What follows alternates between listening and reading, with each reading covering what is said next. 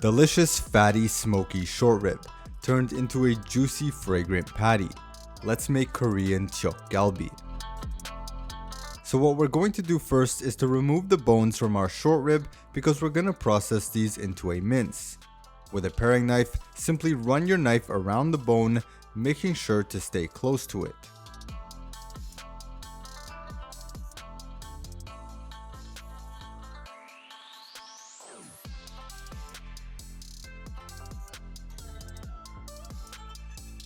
If there's any fat or meat remaining, simply trim it off.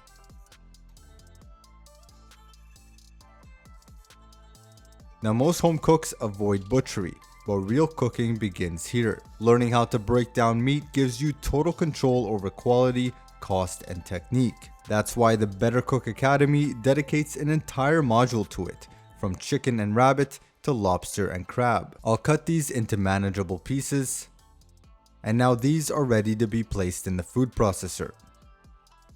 Process the short rib until it forms a ball. And this is the consistency we're looking for, with that beautiful fat running throughout.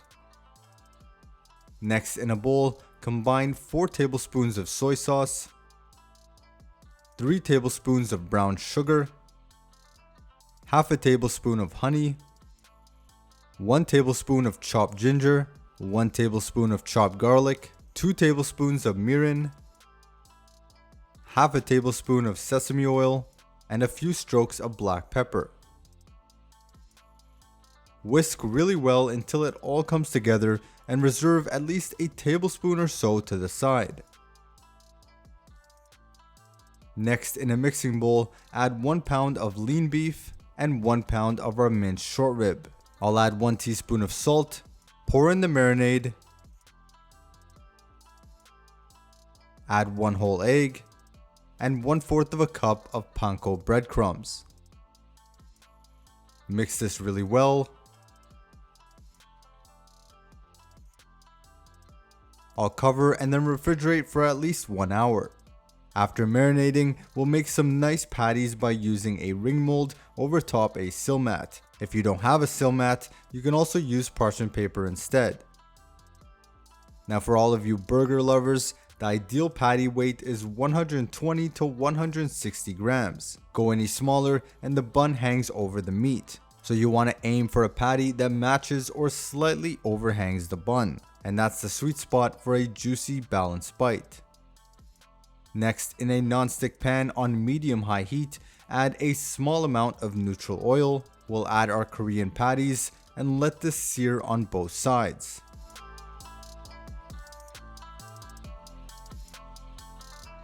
Now these beautiful char marks are what you want. This is from all the sugar that's in our patty, which makes this dish so delicious.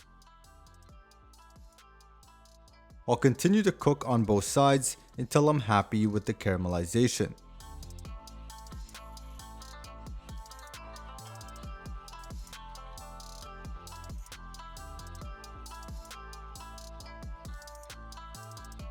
Now here's the important part. Tip out some of the excess oil. Then add the reserved marinade and reduce while turning the patties to get soaked into that umami syrupy glaze.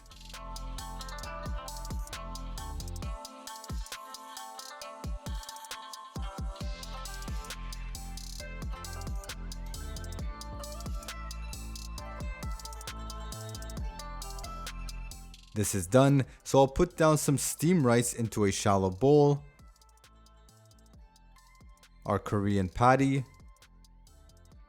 some sliced green cabbage on top, and then I'll dress it with some goma dare.